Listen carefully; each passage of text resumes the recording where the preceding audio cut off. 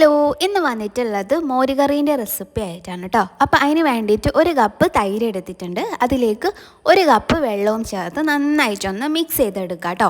ഈ തൈരിൽ ഒട്ടും കട്ടകട്ട അല്ലാണ്ട് വേണം നമുക്ക് മോരുകറിയിലേക്ക്. അപ്പോൾ ഇതിൽ കുറച്ച് ചെറിയ ചെറിയ കട്ടകട്ട ഉണ്ട്. അപ്പോൾ ഞാനൊന്ന് മിക്സിയിൽ അരിച്ചെടുക്കാമെന്ന് വിചാരിച്ചു കേട്ടോ. അപ്പോൾ മിക്സിയിൽ അരിച്ചെടുത്തിട്ട് കട്ടകട്ടയൊന്നും ഇല്ലാണ്ടാക്കി എടുത്തിട്ടുണ്ട്.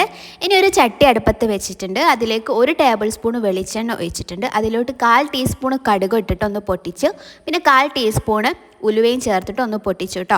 പിന്നെ 2 വറ്റൽമുളക് ചേർത്തിട്ടുണ്ട്. പിന്നെ ചെറിയ കഷ്ണം ഇഞ്ചി അരിഞ്ഞതും ഒരു 3-4 അല്ലി വെളുത്തുള്ളി അരിഞ്ഞതും ചേർത്ത് നന്നായിട്ടൊന്ന് മൂപ്പിച്ചെടുക്കുക കേട്ടോ.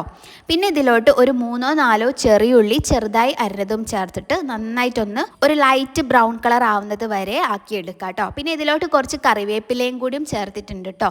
കറിവേപ്പില ചേർക്കുമ്പം നല്ലൊരു ഫ്ലേവർ ആണല്ലോ വരിക. അപ്പോൾ അത് കുറച്ച് കൂടുതൽ ചേർത്താലും കുഴപ്പമൊന്നുമില്ല കേട്ടോ. അപ്പം എല്ലാം കൂടി നന്നായിട്ട് മിക്സ് ചെയ്തെടുക്കുക. ഇപ്പം ഏകദേശം ചെറിയുള്ളിയൊക്കെ ഒരു ലൈറ്റ് ബ്രൗൺ കളർ ആയിട്ടുണ്ട്. അതിലോട്ട് ഒരു 1/4 ടീസ്പൂൺ മഞ്ഞൾപ്പൊടി ചേർക്കുക. എന്നിട്ട് നന്നായിട്ടൊന്ന് മൂപ്പിച്ചെടുക്കുക കേട്ടോ. പിന്നെ ഇതിലോട്ട് നമ്മൾ നേരത്തെ മാറ്റി വെച്ചിട്ടുള്ള തൈരിൻ്റെ മിക്സില്ലേ, അതും കൂടിയും ചേർക്കുക കേട്ടോ.